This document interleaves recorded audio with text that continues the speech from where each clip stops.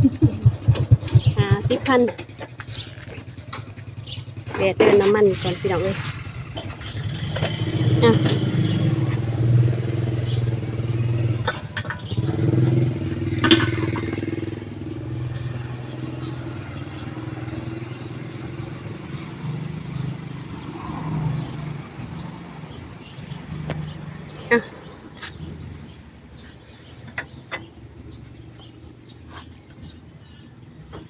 ไปกับสนิทเพิ่น2คนมื้อนี้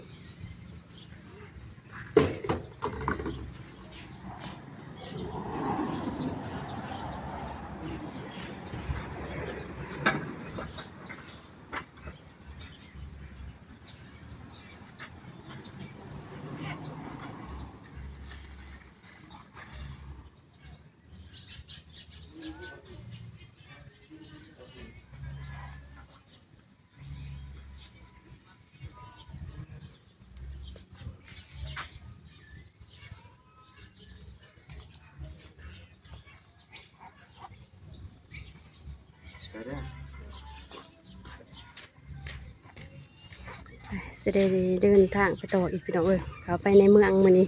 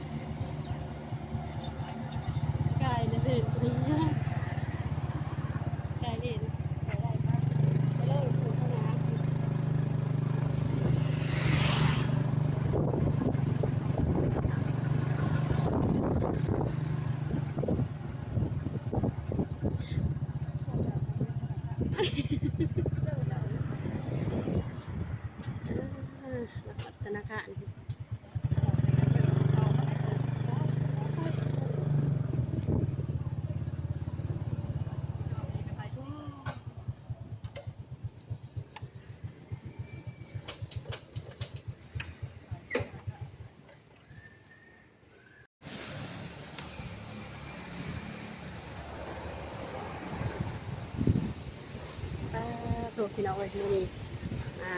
เปิดภาพมาเนาะค่ะแจ้งจางป้าพี่น้องเอ้ยมาพบมาพอกับสาวนุ่นน่ะจึงเก่าจึงเคยมื้อนี้เป็นมื้อที่ว่ามาหับโศกหับทรัพย์เด้อพี่น้องเอ้ยมาหับเอาเงินเนาะที่ว่าพ่อใหญ่อาจจะใจบุญเพิ่นทางอเมริกาที่ว่าเพิ่นฝากเงินมาสนับสนุนซองน้อยๆสาวนุ่นน่ะพี่น้องเอ้ยไปพี่น้องเราสิเข้าไปอ่าหับเงินเลยเนาะพี่น้องเนาะอยู่ในเนาะมาเบิ่งน้ำกันว่าเพิ่นสิให้อัดคลิปบ่พี่น้องแต่ว่าเพิ่นบ่ให้อัดคลิปสาวนุ่นน่ะก็สิบ่ได้อัดเด้อพี่น้องเอ้ยก่อนอื่นก็กราบขอบอกขอบใจพ่อใหญ่บุญเพิ่นเนาะอยู่ทางอเมริกาที่ฝากเงินช่วยเหลือที่ว่าฝากเงินมาสนับสนุนมาให้กำลังใจสาวนุ่นน่ะเด้อขอให้ผู้ใหญ่ใจบุญเพิ่นจงมีสุขภาพที่เข้มแข็งแข็งแรงปราศจากโรคภัยไข้เจ็บทำการงานอันใดก็ขอให้ประสบผลสำเร็จเด้อไปพี่น้องเขาไปน้ำกันเลยเนาะมาขอโทษขออภัย FC ละลายเด้อแล้วก็พ่อใหญ่ใจบุญเพิ่นเนาะขอบุญเพิ่นที่ถ่ายคลิปให้เบิ่งเนาะตอนที่ว่าเขาไปหับเงินเนาะเพิ่นบ่อนุญาตให้ถ่ายพี่น้องเอ้ยต้องขอโทษขออภัยละลายเด้อตอนนี้เฮาก็ได้หับแล้วเงินเป็นจำนวนเงินนะพี่น้องเนาะ2,150,000กีบเด้อพี่น้องเอ้ยก่อนอื่นก็กราบขอบพระคุณขอบอกขอบใจเนาะพ่อใหญ่บุญเพิ่นที่สนับสนุนซองน้อยๆสาวนุ่นน่ะเนาะที่ให้เงินช่วยเหลือในการใส่ใจในส่วนระยะที่ว่าทำคลิปเนาะแล้วก็เป็นปัจจุปัจจัยให้น้องๆเพิ่นเป็นทุนศึกษาพิเศษสุดๆก็ให้ญาทางอเมริกาเพิ่นเนาะที่ว่าเพิ่นช่วยเหลือลูกๆทางฝั่งลาวที่ให้มีรายได้จากสองทางYouTube เนาะที่ว่าเพิ่นได้อุปถัมภ์ค้ำสู้ให้ยืนมือเข้ามาช่วยเหลือสองน้อยๆสาวนุ่นน่ะเนาะไปพี่น้องเอ้ยบัดนี้ก็สาวนุ่นน่ะแสดงกับบ้านกับเพื่อนแล้วพี่น้องเอ้ยเพราะว่าเส้นทางยังยาวไกลอยู่พี่น้องคือว่าคลิปนี้ก็สิได้จบเพียงสักนี้เด้อพี่น้องๆเอ้ยพอกันคลิปต่อไปเนาะพี่น้อง